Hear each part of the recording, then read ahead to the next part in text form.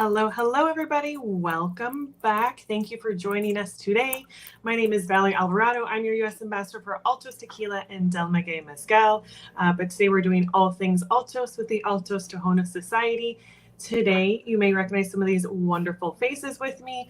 We have the Carlos Ramirez, our Global Director of Advocacy at Pernod Ricard, and Alex Jump, Director of Operations at Focus on Health. And last but not least, our beautiful Shannon Michelle, founder of Brass Ring Cocktails and partner at Mover and Shaker. So you know why you're all here, and I'm so happy to see you. This is our Tahona Society, where we are partnered with Portland Cocktail Week to host this intensive cohort designed to equip you, the students, with the tools to get your sustainable business off the ground. So we have 50 bar professionals that were selected for this cohort, where they join us live for public classes like the one that you're in right now, and then some private classes as well, led by the brightest minds in sustainability and entrepreneurship space from the hospitality industry for the next 5 weeks. So we've already been through this for a bit, and the students been working really hard in joining us for these wonderful calls. I appreciate you all so much. All of your interaction, getting to see you in person has been wonderful as well. So a little bit about the class today. So Carlos, Alex, and Shannon are going to be joining me to explore ways we can foster well-being for ourselves and our teams in demanding and stressful environments, which is really critical. But before we get into it, you already know what I'm about here. We have 4 things we want to ask of you. So 1, like us on Facebook, hop on there, find us, give us a like, subscribe to our channel on YouTube if you're not on there already, and follow us on Instagram. Of course, comment below, ask questions, feel free to be involved. They are some wonderful speakers that have a lot to share with us, but especially if you're one of our 50 cohort students, your comments and questions are how we know to mark you as present. So we want to hear your voices and know that you are here with us. So let's kick it off. We have a lot to dig into. So we're going to start with the wonderful Carlos. Welcome. Thank you, Valerie, for that amazing introduction, and nice to see you all, everyone. As Valerie said, I am Carlos. I'm the Director of Advocacy for Altos Tequila and for the Tahona Society. So I'm based here in Mexico City with our wonderful weather, and I just want to take you through our presentation regarding what is the Tahona Society. So before going into everything, just letting you know what is this about, and specifically about the competition, which we'll talk about that further. So that's perfect. You all can see my screen now. So let's start a little bit on how the Tahona Society was born. So as you know, first of all, the name Tahona comes from an essential part of the process of production of Altos Tequila, which is one of the ways we can crush the agave on an ancestral way. And not a lot of brands of tequila actually use this process to make their tequila. It gives a lot of agave flavor, full body, and a lot of cooked agave aromas and flavors that we love in our tequila. So that's what is the Tahona Society meaning regarding the name. When it was born in 2009 by Dre Masso and Henry Besant, which are 2 amazing bartenders, co-creators of Altos, in order for them to start a community, not only with the purpose of teaching about agave. Remember that even if today a lot of people outside the US or Mexico thinks tequila comes from a cactus, at that time it was even bigger, all of the doubts regarding agave spirits and Mexican spirits, really. So right now, the reason of the Tahona Society to exist is to create and nourish the Altos Tequila community of bartenders, to win your share of heart and minds, of course, by improving your lives and making a more sustainable hospitality industry. So the evolution of the purpose of this community, it has evolved into a more entrepreneurial focus and touching a lot of things that are important for the community, like mindfulness, welfare, etc. So before I continue, I want to leave you with a video by Mex Miller, one of our Tahona Society Global Ambassadors, and she will let you know a little bit more about this.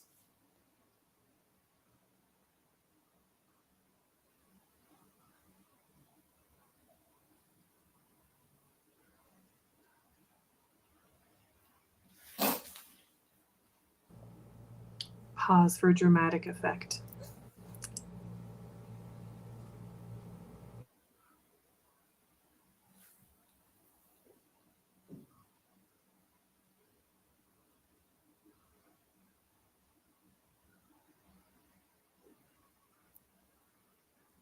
Classical technical issues. Always. It's not a virtual anything if we don't have a little technical difficulties. Always. Exactly. It's so spicy.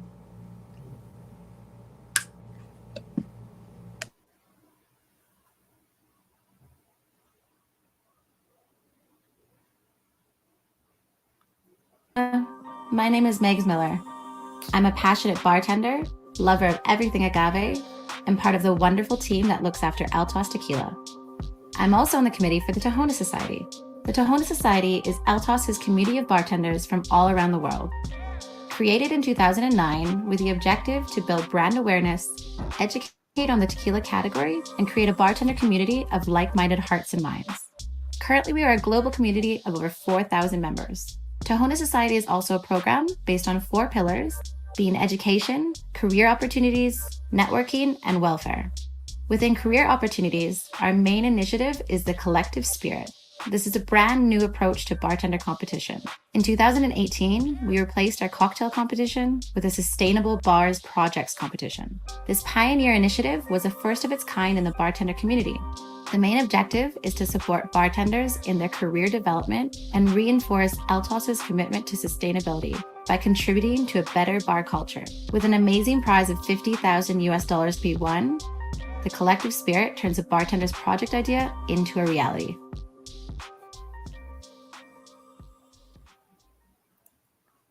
Thank you. So I think that actually Max did a very good recap on what is the Tahona Society about, but I'm going to go a little deep on each of these pillars. So as I told you, a little history, it was created in 2009, but the competition had this evolution in 2018 into the Sustainable Bar Projects competition. So before it used to be a Margarita competition, which probably makes sense at that time, it evolved into a sustainable cocktail competition. And in 2018, we definitely want to change the game.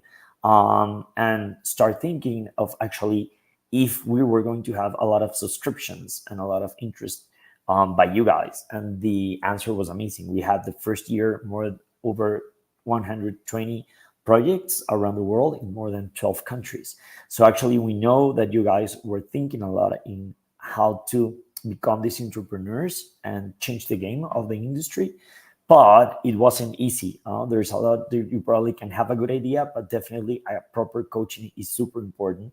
So that's the facility that we're giving to you guys, and I'm going to move to that further. So let's talk about a little bit the Tahona Society values. So it's basically everything we want to keep on mind, not only during the coaching period, but also in the competition and along the different events that we do along the year with you guys. And well, the main problems that we wanted to solve when we started thinking about how can we change the game with the Tahona Society, we did different interviews and surveys with bartenders of over 4 countries, including the US. And this was really the answer. Everyone was telling us we need more support in order for us to have more exposure in the industry. We need to have better networking between ourselves. Definitely a support regarding the coaching for the ideas we have in terms of how do we manage correctly our marketing or our finance or actually our social media, and then the knowledge and the tools that we need for this. So that's basically the problems that we want to solve with the Tahona Society, and that's why we created these 4-pillar strategy that Mex was talking about, basically talking about education, networking, career opportunities, and welfare. For networking, I will invite you at the end to scan our QR code, subscribe to our newsletter. Whenever you guys want to write something in our newsletter, we have over 4,000 subscribers that are actively engaged with it. So just let us know, send us an email, write to us on the tahonasociety.com webpage and website, and you can, of course, be part of this. You'll see in the networking pillar also a lot of people of the latest winners of all the competitions. So if you actually want to contact them, there are the Instagram handles. We can also support anytime you have an idea or an interest of doing, I guess, bartending in different bars from Mexico, or invite bars from the world's 50 best bars in Mexico. You know, Altos is also the sponsor of World 50 Best Bars. We can support you with that type of initiatives. Regarding education pillar, also inside the blog, website, you will find a lot of articles regarding agave, regarding cocktails, regarding production, regarding sustainability, that you can check them out. We also organize from certain times talks with our master distiller Jesus Hernandez, with Dre, with our amazing ambassadors in the US like Valerie. And finally, we do a lot of activities regarding welfare pillars. So stay tuned to check out on our Instagram, on our website, if we are on tour, if we are doing these yoga sessions, or putting nutritionists like experts, or experts in psychology talking about mindfulness. Then stay tuned. You can also download about more than 10 books that we have for free regarding different topics that touch welfare on our website. So now let's go into the career opportunity, which is basically the competition. So as Mex was saying, in 2018, we created a sustainable bar project competition. Basically, what we want to do is give $50,000 to the best project to make it a reality. But it's not only about the money and about the coaching for the winner, but to every participant, we're putting free coaching by the Harvard Innovation Lab experts, people that are really expert regarding these type of projects and entrepreneurs. And after we choose one winner per country, those winners also have a deeper 4 months training and coaching by them. Once they're ready to come to Mexico, we do a global final event in Mexico that it's going to happen in summer of 2025. And the judges, Valerie has joined us a lot on those events. Is not only a super fun week, super tough also, but the judges of the competition are actually the producers of the TV program Shark Tank Latin America. So we are actually putting super top professionals, not only for the coaching, but also for the judging, selecting the best project. You can choose on different categories. If you want to check more about the competition, there's a specific part on our website that can actually tell you how to participate, what type of categories can you participate. For example, if it is recycling or upcycling, or a project that touches a community and specifically, or if it's about water, or if it's about flora and fauna. There are like different categories. It's just about having a good idea and having, just like we say in Spanish, las ganas, no? Like just wanted to participate. Sometimes you say, oh no, my project, it's just an idea, it's very difficult, but precisely that's why the coaching is about. And we have had project winner of these $50,000 that it just started as a good idea. Last year, we had an amazing crew that you can check each project on our website, but we have these countries participating. So it's not only about these projects, but it's also about engaging with different bartenders, listening to them, learning about their projects. And I want to show you some examples, for example, of our last winners. So 2 years ago, we had La Mata from Cuba. You can check them out also on Instagram, like La Mata or The Real Jibaros. And they have an amazing project because, it's very difficult to find like cordials, kombucha, different type of sodas to mix in cocktails in Cuba. So basically, they were developing this type of products and cordials with local ingredients, and they needed to purchase some machinery to rent a special place in La Habana, and they won it. It's amazing. We had just a recent talk with Diana and David, which were the leaders of this, and we're having a big event this year to promote this new bar that they are doing with their cocktails, and we're actually promoting the use of them on our different drink strategies globally. So again, it just started as a good idea. Our last winners was Green Apple from Colombia. Actually, they are part of UK bartenders that are living in Cartagena with Colombian bartenders. And they had a project of zero glass waste because they realized a lot of hotels, restaurants in Cartagena, they were just throwing out the bottles. No, so they're actually doing a recollection of all the bottles of spirits, glass bottles from these parts, and just recycling them and taking it out to the islands that actually are in need of sand because the water is gaining territory. So not only this, but they are also start to creating different things with this type of recycling, like bars made out of the bottles. And they're also giving a lot of jobs to the community working with them. Our first winner, actually, the first time we did this project in 2018, was a project Mind the Bar from Canada. So they did a beautiful pitch in front of us, Alex and Mackenzie, and I remember they made cry everyone because it was very sensitive, this topic of um, psychological problems, depression, a lot of things that we need to talk about that on the industry.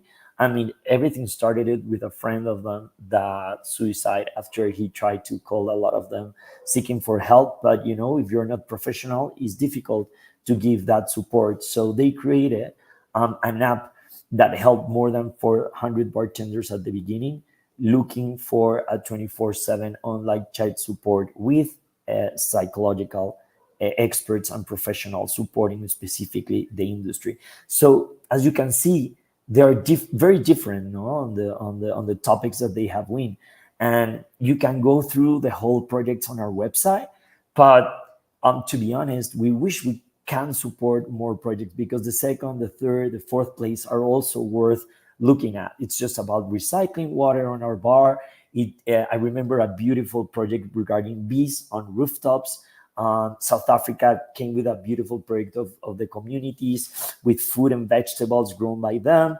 So just inspire yourself by these type of projects and reach out to Valerie, to any of our brand ambassadors in the US, but also to us online if you have any doubt about your project. But as I was saying, just don't be afraid. We will open subscriptions by the end of this year in order for you to be the next winner on our 2025 version.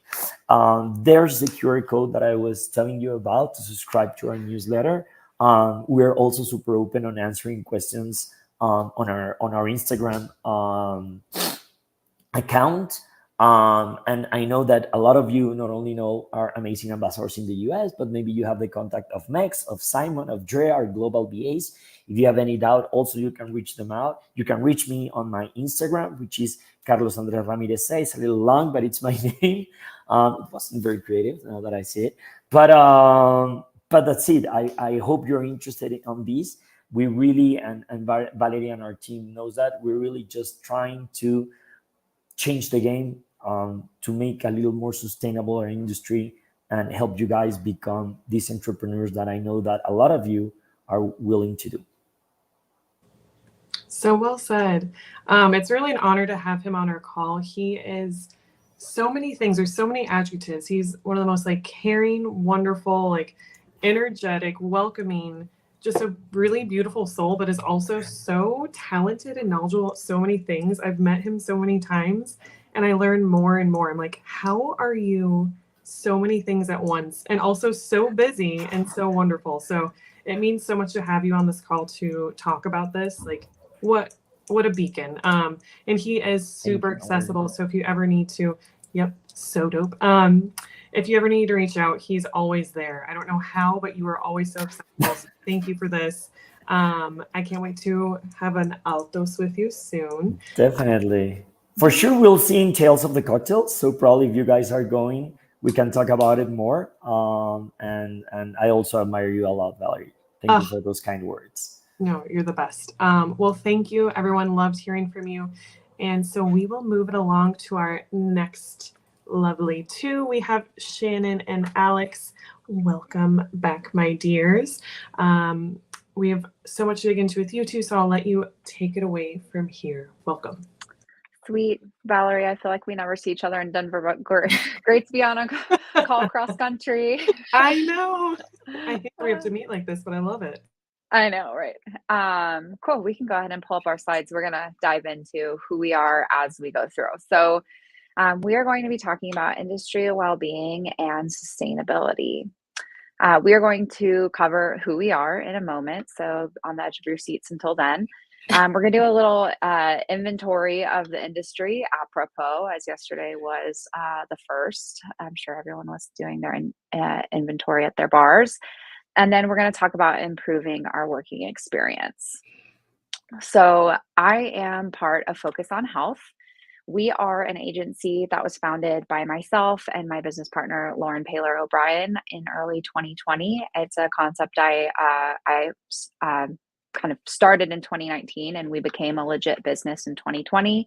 We're a for-profit agency. We always like to make sure that we're very clear about that because of the work that we do in talking about wellness, mental health, and sustainability. It's often assumed that we're a nonprofit, but we're currently not. And we advocate for the health and well-being of everyone who works in the hospitality industry. And we do that through events, education, mentorship, and storytelling. So I am Alex Jump, and I'm going to do a little storytelling here and tell y'all about myself through 5 photos. So we're going to start kind of right above my first name. There's a picture of me holding hands with Jeff Morgenthaler across the bar. And this is a picture of me competing in the Heaven Hill Bartender of the Year competition in 2018, probably. I just got into the industry when I was pretty young and was very, very passionate about my career and really pushed myself to compete in as many competitions as possible, especially after I moved to Denver in 2017. I came from a smaller market, and at the time, in 2012 to 2015, having access to the kinds of competitions that we have access to now, it was a little bit more limiting when you lived in a small market. And so when I moved to Denver, it was really important to me to be as active and engaged in the community as possible. That led me to this picture directly to the left of it, where it's me and Lauren Paler O'Brien standing together actually at San Diego Bartenders Weekend last year. Through competitions, I did more than just like get my name out there as a bartender. I actually found a whole new avenue of my career that I didn't know could possibly exist within the hospitality industry. And that was founding Focus on Health and getting to advocate for our industry in a way that allows me to do it as my job, which I'm incredibly grateful for. So we, have done virtual activations since 2020. We've done in-person activations since 2022. And we've gotten to meet a lot of really amazing people, some of whom I've seen are on this call, like sending in comments, which makes me happy to see them here. We're going to jump over to this picture of me on my super sick motorcycle. And the thing that I want to highlight here is that through my career journey, and actually what led me to founding Focus on Health, was this realization that while I was incredibly passionate about my career, I kind of forgot any other part of myself that was non-career oriented.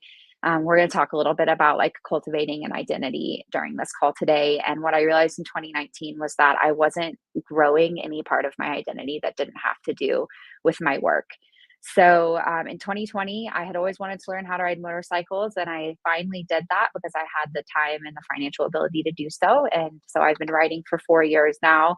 And motorcycle riding is an opportunity for me to explore something outside of being in bars and talking about food and beverage. It's also an opportunity for me to connect with myself, because when you're on a motorcycle, the only thing you can do is be present in the moment and not be on your phone or thinking about anything else. Down here, this picture is of me and my husband and our 2 dogs.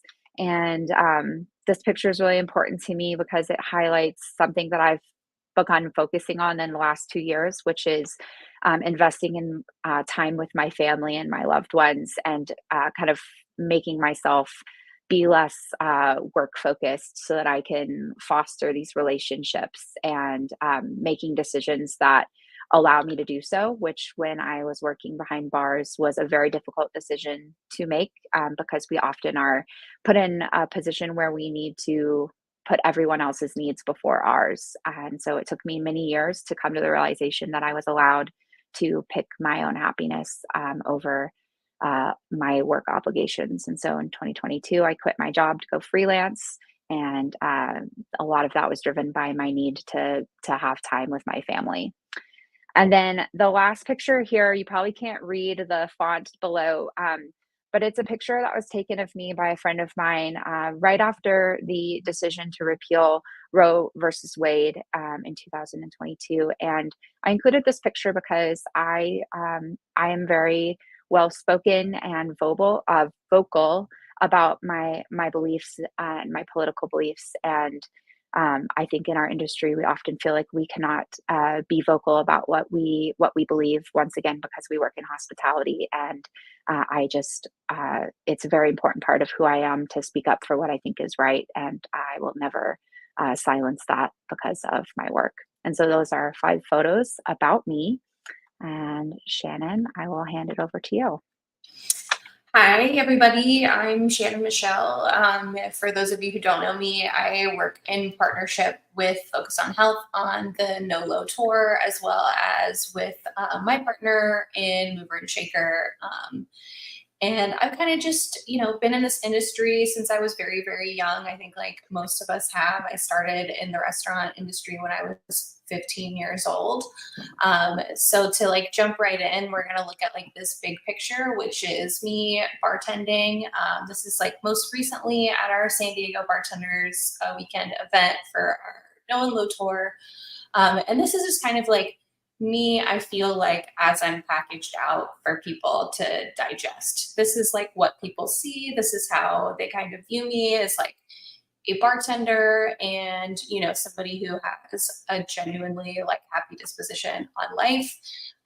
But if you look further into the photo, you'll also learn that I am a hospitality professional. I am a cocktail consultant. I have done many things in my career through hospitality and through bartending that have gotten me to like all of these other places where I'm at today. So this is really just kind of like the stepping off point for the rest of my life.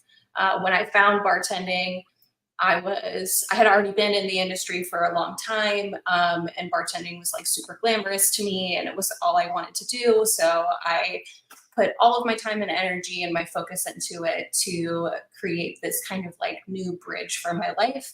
And then I found out that I was actually kind of okay at it, and could make drink recipes and got fulfillment from being creative in that kind of outside space where I didn't have creativity anymore. Growing up, I was like really involved in a lot of outside activities like dance and cheer and sports and volleyball. I did all these little things. And when you become an adult, especially in your early 20s, a lot of that kind of like goes away after you leave high school. But like being in cocktails and being in hospitality, I felt that connection. So moving up, we're going to go to like this photo with me and with my phone in my hands, which you might say, that's really silly. Why did you put that there? But my phone is how I communicate. I present a lot of myself on the internet. And for me, that's something like for me to be vulnerable with other people in order to form connection. So I really take pride in showcasing all the good and all the bad of my life as much as I possibly can. Things that stress me out, things that give me anxiety, things that I know are probably bothering other people or have affected other people. I share a lot about my sobriety online to connect with other people who might be in this industry.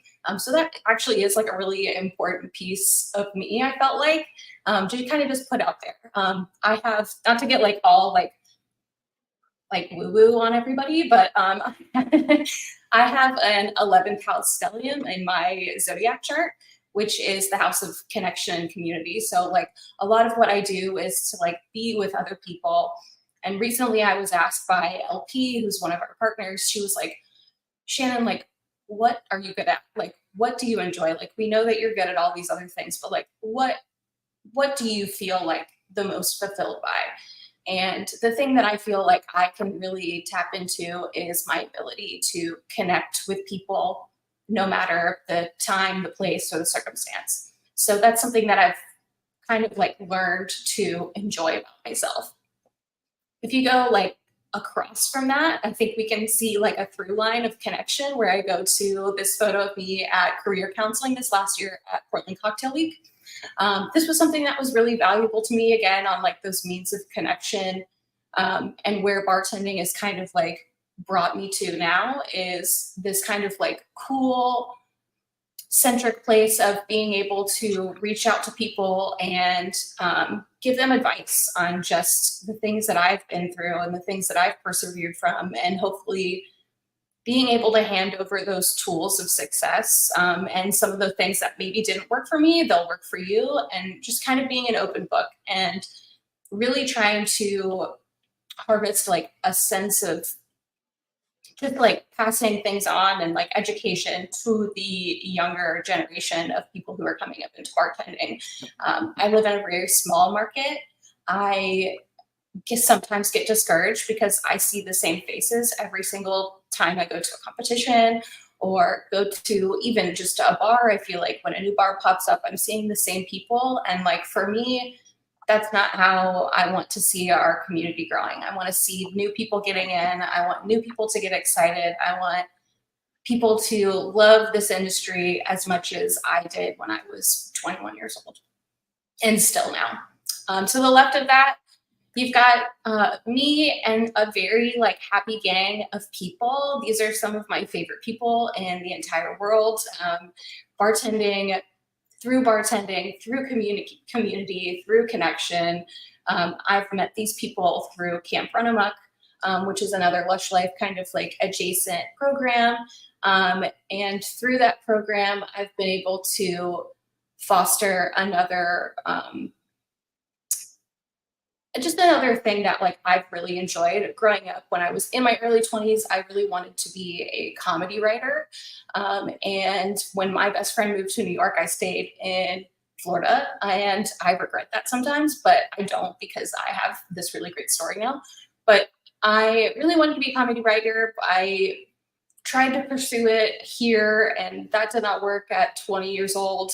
But through Camp Run Amok, I kind of like got ushered into this like really fun group of people, and we get to create fun videos and skits and sketch comedy, and I get to see myself on camera and on a big screen, which is really cool for anybody who's ever had that dream. And even though it's on such a small scale, being able to have that opportunity and being able to really kind of fan the flame of something that I used to cherish and thought that I would never be able to do, and seeing myself actually do it and succeed at it has been just monumental for my own personal confidence.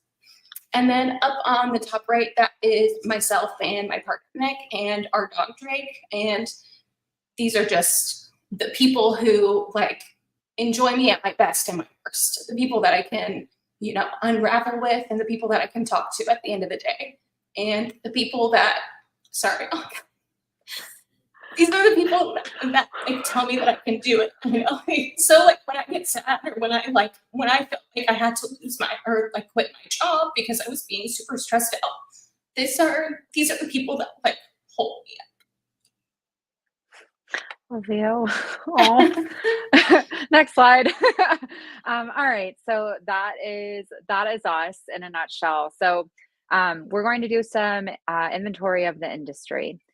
So these next 4 topics are just 4 high level things that we've identified that make working in hospitality great. But as we're talking through them, we would love for anybody who is watching, who is in the chat, to throw up things that they also think make working in hospitality great, because we know that this is like not even close to a complete list. And, we could do a whole 40-minute presentation on just what makes working in hospitality great.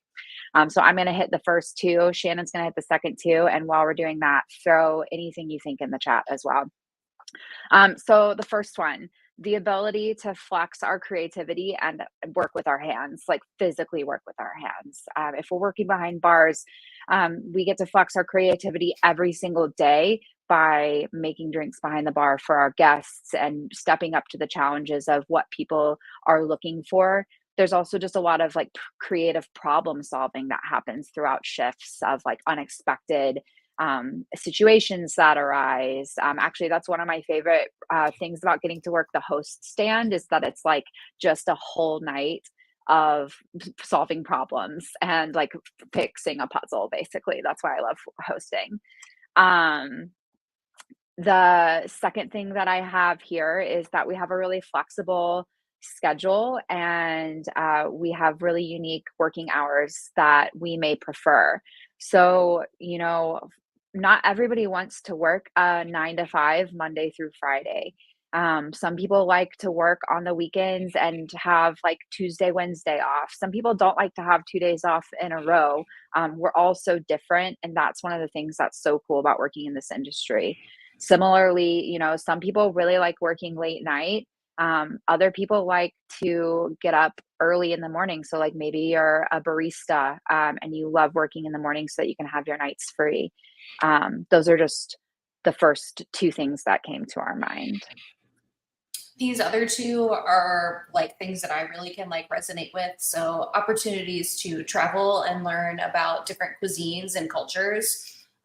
Before I like quit my big job that I was in, like I used to say to myself all the time, like all I want to do is travel and bartend. And I didn't think that I could exist in a world where that could actually be an option. But like that is absolutely something that is attainable. Building these like connections and communities with people who work for brands, or somebody like just like the relationship that Alex and I have, like we share a common bond of what we want to do in this industry. And so we took that and we hit the road, and being able to like be on the road and do those kinds of things like really opens up your eyes to all of the like opportunities that are abound that are outside of like your regular scope of like learning. And then working on a team with a shared goal, instant gratification of a job well done.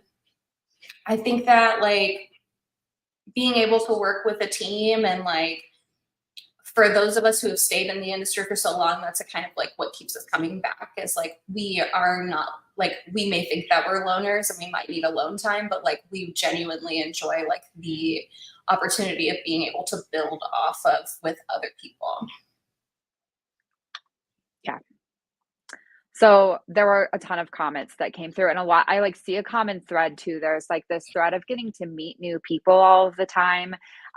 I also love this note of like having places to visit all over the world. That's something that like my parents always bring up, like of course in like the embarrassing parent way, that it's like they can go to like a bar in like any city in the United States and like in a lot of foreign countries as well, and like meet somebody who I've probably met before. Actually, Steph Tessler's like in the background of this right now, but back when Steph was working in like I think Phoenix, my parents like sat at her bar one time years and years ago. So like just getting to know people all over the world and having those connections and getting to introduce other people that you love in your life to those connections is so cool. Building trust with people and like building relationships with your regulars. I see that one coming in right now is like is awesome positive of the industry. Yeah, and like getting to make people happy. I feel like that's maybe like the pinnacle of all of it. And it's something I feel like I used to talk about a lot, is like we ultimately all like are on that same journey of like wanting to make people happy, and food and beverage like makes people happy.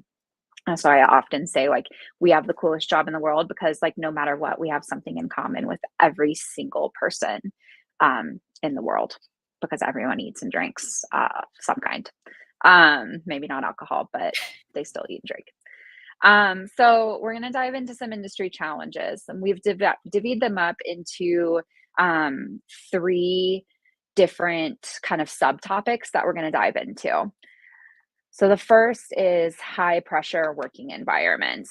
So high level, when we're talking about high pressure working environments, these are some of the things that come to mind for us. The first is that we live in like we're working in fast paced environments, like fast moving restaurants. And there's a lot of stressors and high risk tools involved in that work. And so that, a high risk tool could be, we work with knives. People don't kick ice under the KD machine after it falls on the floor. I've like literally slipped and twisted my ankle on a piece of ice before.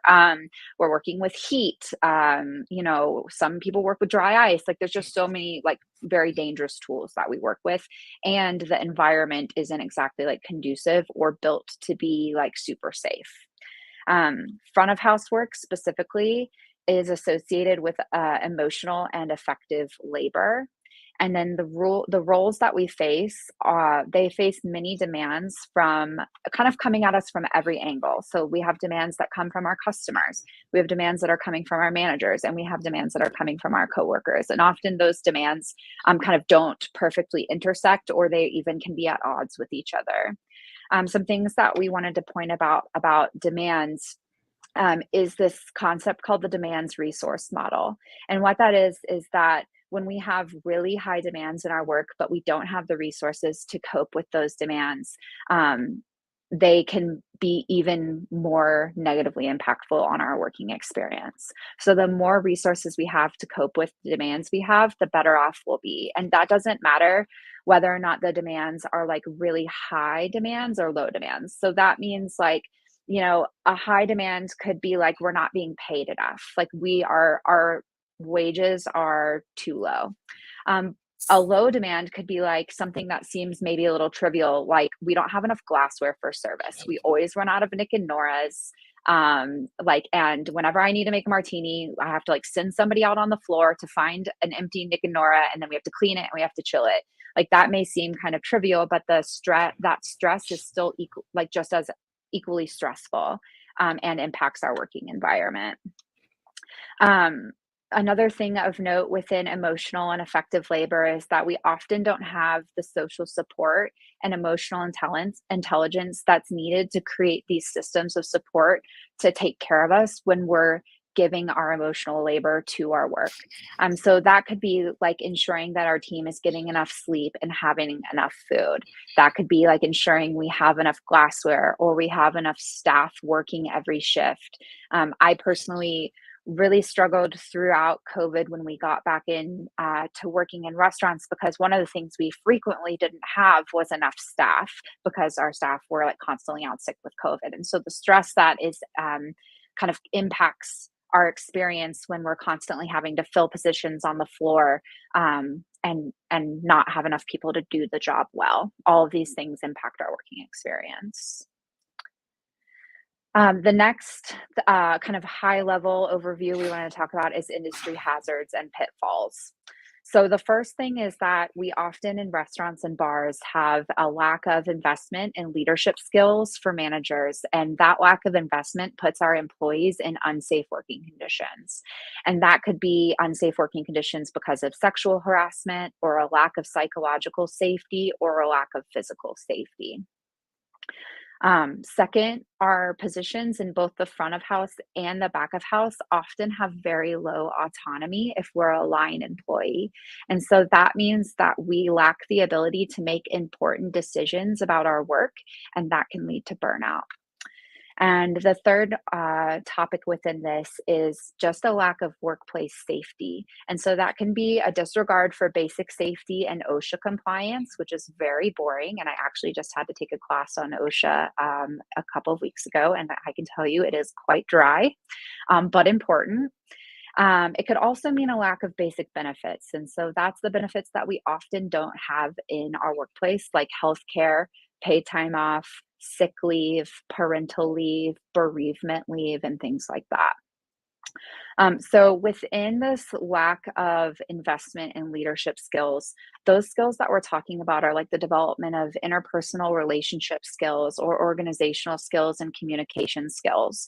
It could also be something like bystander intervention, or learning to do CPR, or what harmshin is. I actually learned the other day that if you're a manager in a restaurant in the UK, you have to take CPR classes, which when I was talking about this the other day, I realized that I probably haven't taken CPR since I started babysitting when I was 14. So apparently I learned the other day that it's no longer mouth to mouth. That's how out of date my training is. There are also some very concerning things that come from a lack of investment in leadership skills, and that can be sexual harassment or psychological violence that happens in the workplace. An interesting study recently showed that physical violence is really no longer seen as something that's okay within kitchens, although I think we've all probably heard stories of, pans being thrown in a kitchen or something like that. Overall, studies are showing that those are no longer really seen as okay. However, there is a big disconnect between that and sexual violence and psychological violence that still happens in the workplace today and is seen as kind of part of the job. The interesting thing about all of these pitfalls is that they actually are all creating roadmaps for solutions. And so this is all like very heavy, but the solutions to these problems are within the problems themselves. So, you know, a lack of investment in leadership skills, the solution is to invest in the people who are already creating these leadership skills training courses and provide them to your staff. We're going to talk a little bit in a bit about how to give your staff more autonomy, and, you know, like, investing in basic safety is pretty self-explanatory too. All right, so we're going to talk a little bit about community and workplace culture.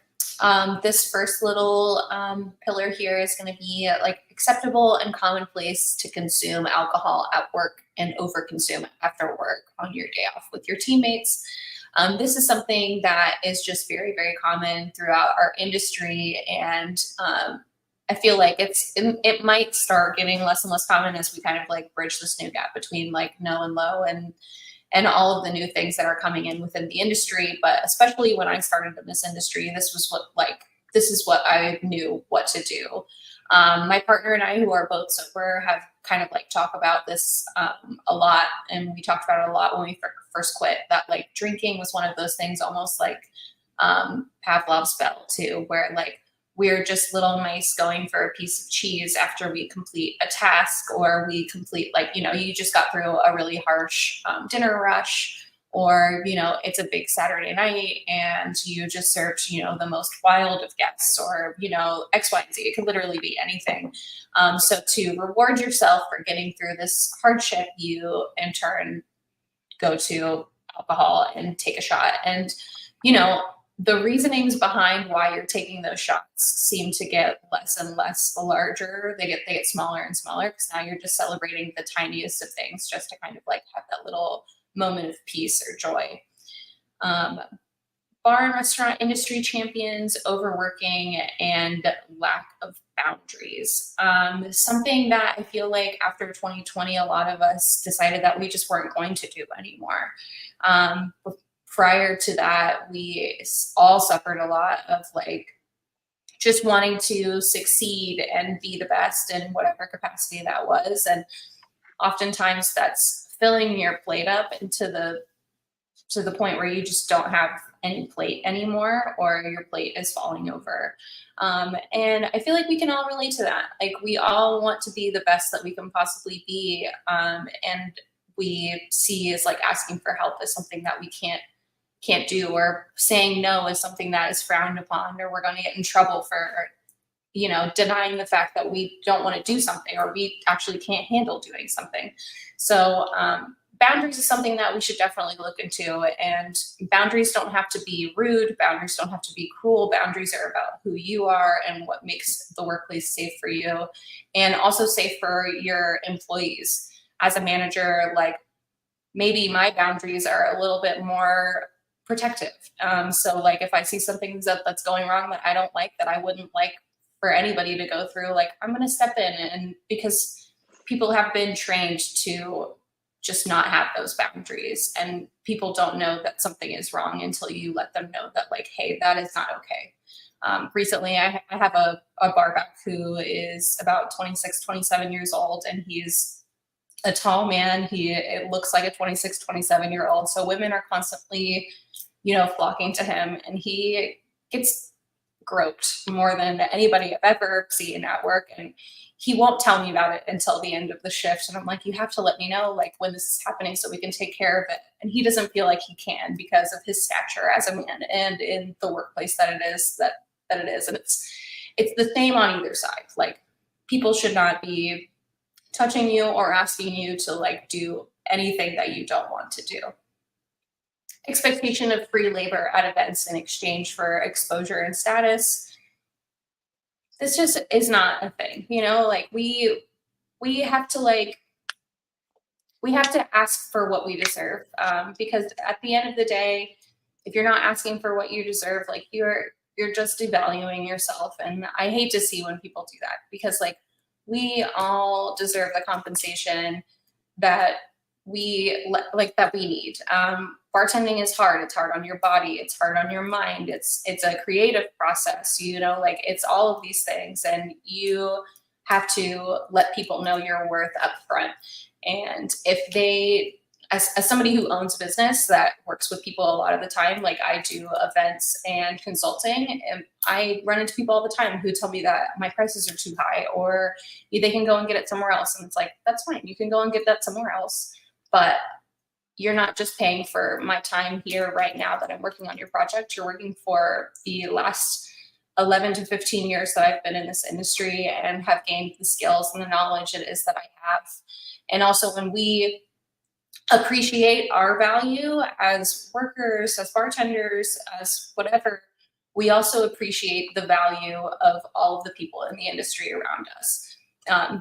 That's just great for community building. Exposure and status, I mean, take the magazines as you will, but like you really should think about like where your future is going, and yeah, absolutely know your worth. Another thing I wanted to touch on about like community and workplace culture and what makes it really hard is that we tend to do this like leave it at the door mentality, and that can really be detrimental to your mental health and like where you see yourself and your self-confidence. To a certain point, you leave it at the door, but like you shouldn't be leaving it at the door so much to like sacrifice yourself.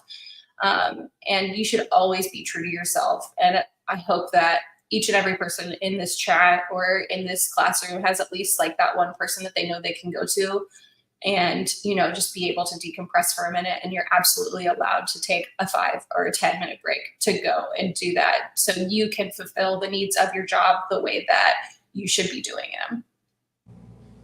Hell yeah. Okay, so this gets a little heavy. Thank you all for hanging with us through this, but what does all of this result in? So we're going to break this down into three topics that all of this workplace stress and lack of protection can result in. And the first is substance use issues. So we have a very complex and complicated relationship with alcohol in our industry. The first thing that I wanted to highlight is that the restaurant, bar, and hospitality industry is ranked the third highest in the nation for heavy alcohol consumption, and it's actually ranked number 1 for illicit drug use as well. Drug and alcohol use has been credited to leading to career dissatisfaction and career turnover. Alcohol plays very different roles in our lives. We work with it, we serve it to guests, and we also have a very strong connection to it because of our education experience and our expertise within it, and because it often tastes very good, and we get to flex our creativity when we work with it. When we're working in the hospitality industry, we often find that some of our best relationships can be amplified by communal drinking, kind of like what Shannon was talking about, when we start to find reasons or positive moments, also sometimes negative moments, that we now have a reason to drink. And the first one that comes to mind is, like a daiquiri timeout or something like that, where we're amplifying these relationships in connection with drinking. So we're often looking at drinking as a way to connect with the people in our lives. And especially so in the beverage industry, where, a lot of people that find themselves in this industry are maybe a bit of the black sheep of their community or their family, and they may not have a lot in common with people, but we do have a love of our spirits in common. This is leading into the next topic of a polarizing approach to substance use issues. And so this complicated relationship with alcohol becomes even more complicated when we are drinking to cope with our experiences or drinking as a way to connect with people. When we are, not able to really parse out the difference of if we're drinking to cope with something or to numb feelings or to calm our social anxiety versus drinking for excitement or for education. This experience comes to mind where, you're doing inventory and you're like, oh, what does that Calvados tastes like. Never had that before, and there's just all of these mixed up emotions of really understanding like why we are drinking. This becomes a normalization of problematic substance use that can result in minimizing some very serious issues. We have some double standards in our industry and some pretty messed up metrics of how we should be able to handle often what would normally be considered immense amounts of alcohol because it's our industry standard. So it's not like you shouldn't you shouldn't drink that much. It's you should be able to handle that much alcohol because you're a bartender. But if you've been to the doctor anytime recently, they have posters about like what is considered like a standard amount of drinks, and 6 drinks in a night should be cause for alarm. But in our industry, it is not cause for alarm. It's the norm until somebody is no longer able to handle that norm, and then it's a problem. But there's no kind of intermediary or any systems for social support that have been put in place to make sure that they have what they need to be okay. So the next is mental and physical health challenges. And so these are really complex problems that all intertwine. So we have these unmanaged existing issues that have minimal support. And what we mean by that is this concept called social learning theories, which means that we absorb social and learning skills through informal interactions with the people that we are with every day. So what we see as rewarded or punished within our social structures, we absorb that and we take that on. We modify our behaviors, our beliefs, and our values to align what has been shown us as socially acceptable within our communities and our workplaces. So if we're working in a culture where leaders have unmanaged and unmitigated mental health issues, like if they have dysregulation, if they scream at their staff and things like that, it creates a picture in our mind of what leaders in this space require. And we begin to tolerate certain levels of behavior from people in those positions because of those unmanaged existing issues that then become a dysregulation of our workplace culture. Repetitive, potentially painful physical labor. And so like we've all been in a seminar where we're taught how to properly pour something so that we're not tearing our rotator cuff, or we're taught, you need to bartend ambidextrously so that you don't reach across your body so that you're not, like flexing muscles or like overworking muscles you shouldn't be working.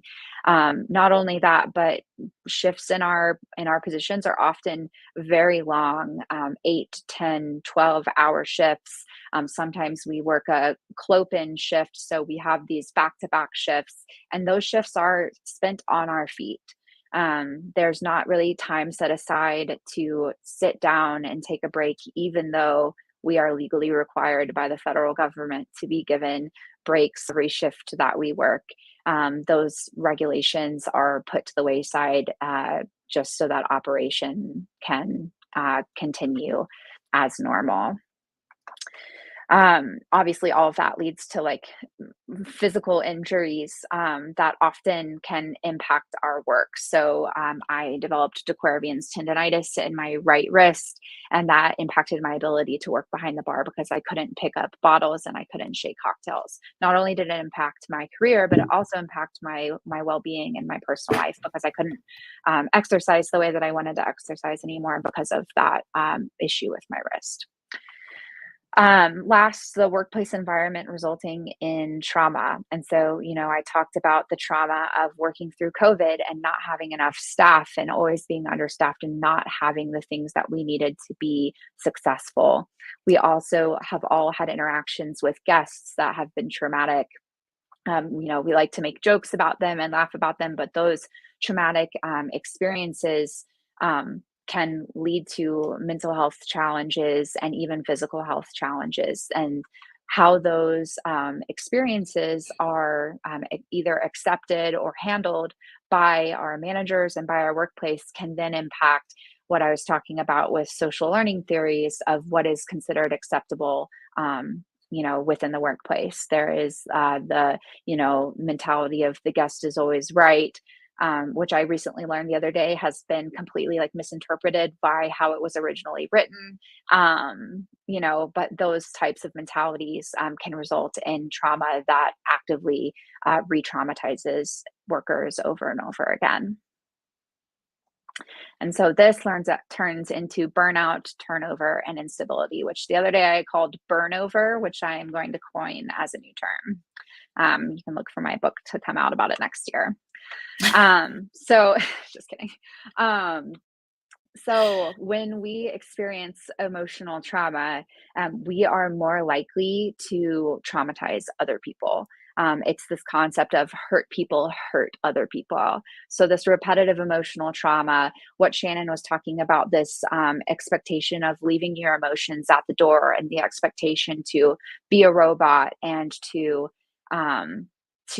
not have our own feelings so that we can take care of guests. The expectation that I had for myself that I couldn't quit my job because I would be letting down my team and, all the people around me. All of these things are coming from this warped sense of belonging that, is often created within our workplaces.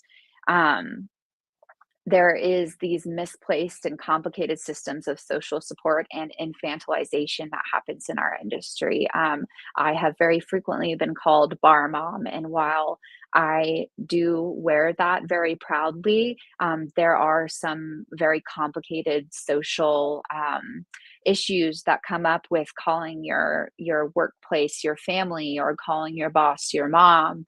That we don't have to dive into too deeply today, but can result in ongoing emotional trauma. These like warped systems of how we belong within our workplace are some of the things that are really leading us to burnout. We often look at burnout as saying like, oh, like I worked 3 12-hour shifts in a row, so I'm burnout. And like physically, yes. But what we're talking about when we talk about burnout is really how do we feel about our value within our community, as well as a fair exchange for the work that we're putting out. So, another vehicle for value is like, how are we compensated? Is our personhood respected? The thing that comes to mind for me, actually, because I just was watching it the other day, was Gordon Ramsay's episode of Hot Ones. And in that episode, he talks about how, how he treats his staff in the kitchen is a gift because, that's how he was treated. And look how well he has done now. So it's this idea of like the suffering that I'm giving you is making you a better employee. And that is how you learn. So, burnout is coming from these experiences where we feel like we're not enough, or we're being shown that we're not valued because we don't have those resources that we need to do well in our jobs. Like we were talking about with not having enough glassware throughout our shift. So burnout is not about necessarily being overworked. It's about feeling undervalued. And it has to do with the socio-emotional stress of the questions like, do I matter? And am I seen? These symptoms also can impact or be a contributor to imposter syndrome. It's also one of the biggest contributors to why most people in marginalized communities in particular feel as though they are not valued. So it can be about hours, but it is also about the hours worked within that scope of belonging. The last thing on this topic is that organizations also often approach labor as a liability rather than an asset. So, there's that question of does my work matter, or am I just like a cog in the machine? Oftentimes people who are operating these businesses don't operate them from an investment mindset of like how we manage labor, rather than saying, do we need to lower our labor costs, or do we need to cut workers? Can we think about how do we increase sales or make more profitable our most profitable hours? All of these issues have a really amazing solution, which is organizational support. You know, when we don't have social support, it can be incredibly corrosive in the workplace. I think we've all worked with people who, you know, that negativity just like exuded out. And maybe it wasn't because they're just a negative person, but rather because every day at work, it felt like they didn't have the tools that they needed to succeed, or nobody cared whether they succeeded at all. All of that is what's leading to this burnout and this turnover, or this burnover, as I'm now calling it. Right. Personal self-care. We're going to start by talking about identity cultivation to ensure we don't become completely immersed in beverage culture. Identity cultivation involves exploring activities or interests that align with your values and passions, whether it's, you know, a hobby that you have through some sort of like outreach that you would like to do, something that just like personally calls to you. You know, whether it's like learning a new skill, or, you know, going super far into like 5-minute crafts on TikTok, whatever it is that you really like to do. It's important that we don't become completely immersed into the food and beverage culture and find hobbies that kind of stray away from that. Just to provide yourself a little bit of a break. I know that we all like love our jobs, and like Alex said earlier, like we have the coolest job in the entire world. We get to connect with people daily, and we also get to make great drinks for people, and it's like creative, and we get praise, and we're there, and it's like it feels like this really cool whirlwind. But it is important to like establish your own identity and foster those like things that you would like to do that allow personal growth. And allowing yourself to recharge from those days at work and from those days of being like in the limelight, making drinks for people. For me, like when I was thinking about identity cultivation and what that means for me, or what that has meant to me in my life, I feel like FOMO is like a big word that like pops up, right? That was like really huge prior to like COVID, was like the fear of missing out. And that is realistically one of the things that led me to not drinking. I was definitely that person. I was finding reasons to go out, just to go out on a random Wednesday or a Tuesday, or I was, you know, making sure that I was at every single industry event. I was at every single competition, regardless of whether or not I was competing in them. I was at every industry happy hour. I was your industry gal. You know, like that was like the poster child of like, I am bartender. And it just got to a point where like I'm like, okay, I'm bartender, but what else? It's like that, what and to really kind of remove myself from it. And one of the easiest things for me to do was to take that piece away that was kind of like lending to it, which was drinking. And I don't regret it. I've definitely found some more interesting things about me through, you know, abstaining from alcohol and being able to like really chase my dreams. I've become a more successful and well-rounded. I've also become a more vulnerable and approachable person without the effects of alcohol or being overly consumed by like, I am this beverage personality persona. Finding regular physical activity and joyful movement to enhance mental clarity and self-esteem. Regular physical activity not only benefits you, but like it benefits, sorry, I lost my place here. It also enhances your mental clarity and it boosts your self-esteem. There's a lot of like just really great scientific like works that have been done about how like moving your body in ways that are joyful to you will actually help you produce serotonin. So, and being able to be happier throughout the day. That's why a lot of people in this industry have been turning to things like yoga or hiking or running, or even just working out at the end of the day to be able to like clear your mind and cleanse your body of all of those like kind of like negative things that we experience, because your body does take on trauma as much as like emotional does take on physical trauma as well. And it's very important to like find those good ways for your body to move. I was a dancer for many years. Sometimes I'll just dance in my kitchen, mostly because I'm getting a little treat for myself. But like those things like are super important, and you should definitely dive into them when the mood strikes you. Establishing self-care and mindfulness practices and routines that help provide stability and manage stress more effectively. For somebody who like is not like neurotypical, like finding a routine has helped me greatly. It did definitely take some time to like work on actually getting that routine down and being able to like do that every single night. And yes, there are some nights where I don't get to do my routine because I didn't get home until 4:30 in the morning. But you know, being able to get back to it and being like, okay, like we need to overcorrect and go back to the routine because that's what makes you feel good and that's what makes you feel like a human throughout the day, is super important. Consistency in self-care routines reinforces healthy habits and it empowers you to prioritize your well-being, ensuring that you have the energy and resilience to thrive both inside and outside from the workplace. You know, meaning that you can't pour from an empty cup.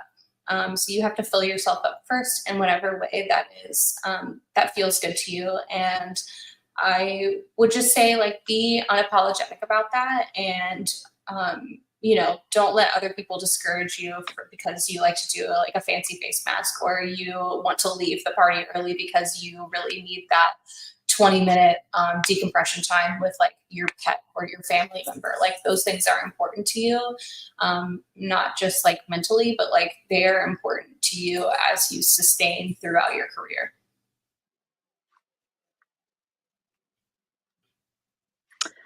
So a little bit about workplace self-care, or we could say, you know, like, well, workplace betterment cultivation. How do we make a better workplace? So we've worked on ourselves. Now, how do we work on the community at large? The first thing is that we need to start cultivating a culture that permits self-expression, being able to, you know, express ourselves as who we are. It acknowledges human emotions and fosters a supportive environment where employees feel valued and understood.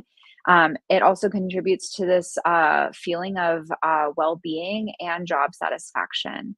We can't force people to align. Instead, when we're trying to develop psychological safety, we should be accepting people for who they are and allowing them to exist as their unique selves within our within our workplaces, and seeing how their uniqueness can contribute to a more dynamic workplace.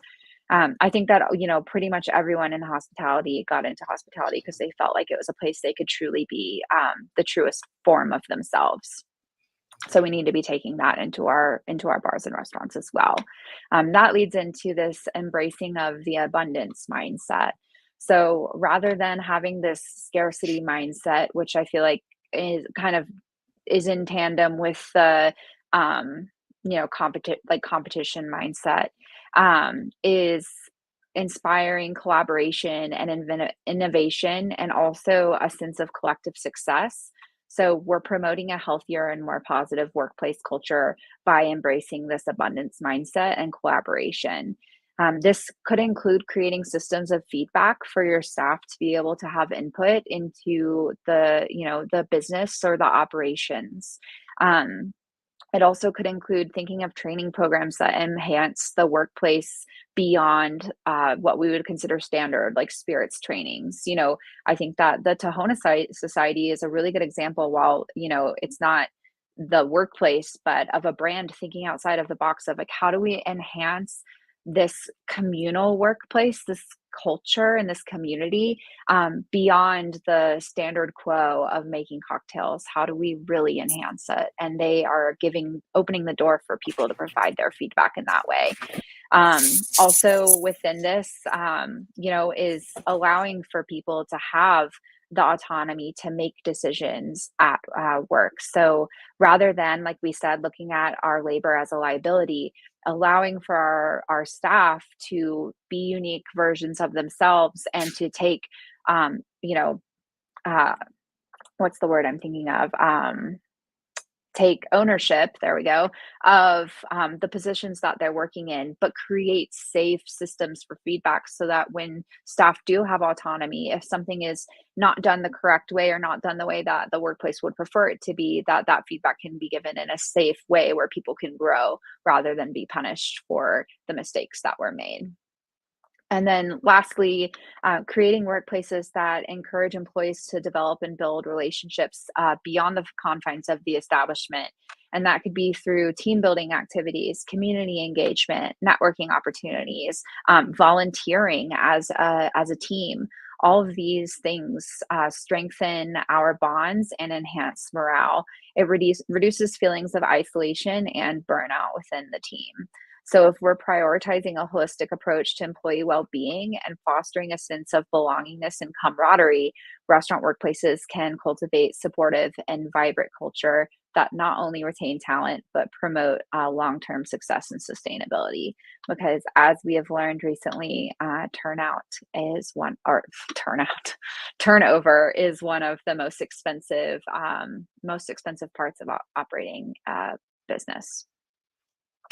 So this last topic that we have is this conversation on changing the workplace. And it is a little bit of a challenge to our community of thinking very deeply about the places that we're in and if they have the capacity to change.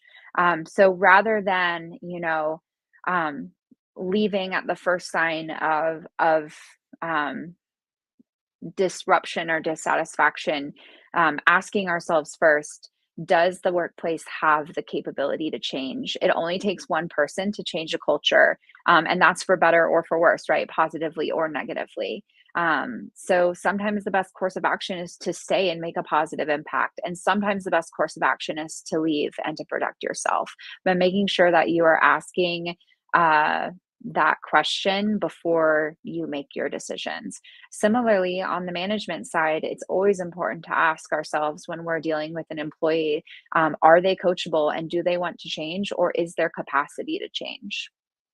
One thing that's really important to note within all of this is that our perception is our reality. This was actually one of the most difficult lessons I ever had to learn as a manager when I was managing people, is that someone's perception, whether I believe it or not, is their reality.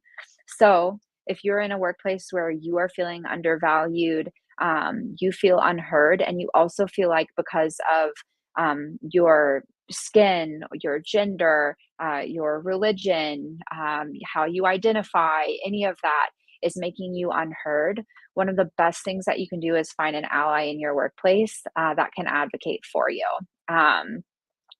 It's really important as well, if you are a manager within an organization, that you connect with employees before they are leaving, before they have made their exit, and hear the feedback about what they have to do. Similar to if you don't catch a guest and they've had a bad experience, then that review ends up on Yelp, and that perception of their experience will be their reality moving forward. If you are a manager or an operator, being able to connect with your employees before they exit and hearing their feedback is an integral part of ensuring that you can improve your organization and get that genuine feedback. The last thing that we'll say here is that one of the most beneficial things that people in marginalized backgrounds can do is seek out career counseling to help us break down these perceived barriers in the workplace, by finding people who can mentor us, who can support us, and who can help us develop a voice when we are trying to speak out about things that we think need to change. A very interesting fact that I have heard a lot recently is that mentors very often, or more often than not, seek out mentees who look like them. And so if you are of marginalized background and the leaders within your workplace are all cis white men and you are not a cis white man, it is much more difficult for you to receive mentorship from those people. Sometimes you need to go search for that mentorship somewhere else, but also sometimes you just have to ask for that mentorship as well, if that's who you want to have mentor you. Shannon, anything to add there? No, I think that you said it like really, really well. And it realistically, like, it really does only take one person to make a change, especially in a workplace. And making sure that you are educated on, you know, what it is that you have the right to be doing, especially in the workplace, and what people cannot do while you're in the workplace. That is something that is super motivating and something that can really help you get to where you want to go and see the change that you want to see. So I would say, like, just keep striving for it. The more that we talk about it, the better chance we have to, like, at making a change and a difference in our industry. And I mean, I see it every single day. People are changing their minds and their opinions on how hospitality is looked at. We are coming to the end of our presentation. My mouse just died. So if anybody has questions, now would be a great time to throw them in the chat. These are just 3 of our favorite resources that we wanted to share here. So I already saw Safe Bars shouted out earlier. Safe Bars does bystander intervention training for bars and restaurants across the United States. Ben's Friends is an incredible resource for people who are exploring sobriety within the industry. They do virtual meetings, I think, every day. And they also have in-person meetings in certain cities as well. And then Another Round, Another Rally is a resource for anybody who may find themselves needing any kind of emergency assistance for a variety of reasons. They also do mentorship programs. They're partnered with us on our scholarship program to send bartenders of marginalized backgrounds to Tales of the Cocktail and Portland Cocktail Week. And they have an amazing resources page on their website that is like everything from where can I find free yoga to, like, you know, more serious concerns. Not that that's not a serious concern, but really amazing resource as well. And that is it. That's the whole kit and caboodle. It is a wonderful kit and caboodle. They've done a great job of putting up some of the comments that we've had throughout this call. It's been amazing. Like, you guys are so wonderful and such an icon for not only your presence in the community, but like the way that you put things is so important. I think it really resonates with a lot of people. And there's so many takeaways here. Obviously, turnout and burnover, very iconic. Tattooed on my forehead. Perfect. I'm in. I cannot wait to see that one happen there. Yeah, more great comments coming through. I'm not sure if there's any questions anyone has for these two, but lots of great resources to go through. They're, like I was saying with Carlos, super available and so great to chat to. Just lots of thanks coming through. You guys do such an amazing job of digging through some really deep, heavy stuff and making it super approachable and having some great calls to action there. Anything else you want to add before I let you go? You did such an amazing job here. That's all. I'm sure people are tired of hearing me talk, so that's all I have for now. Not at all. No, I just want to say that, like, you know, my Instagram is going to pop up, you know, again, probably before the end of this. There it is. My DMs are always open if anybody wants to chat any, like, thoughts on sobriety and what it's like to be a sober person in this industry, or, you know, in that or how to. We have a dead mouse. How can I'm next. You were in and out for a second, Shannon, but you were saying your DMs are always open and you're frozen. While Shannon's frozen, my Instagram, I'm sure, will also pop up right now. My door is also always open for conversation, for questions, to be a sounding board, or just for chit chat. I'm always an open door as well. Cool.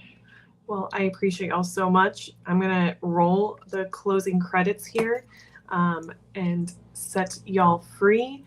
Thank you so much to Alex and Shannon and Carlos earlier, who was chatting with us.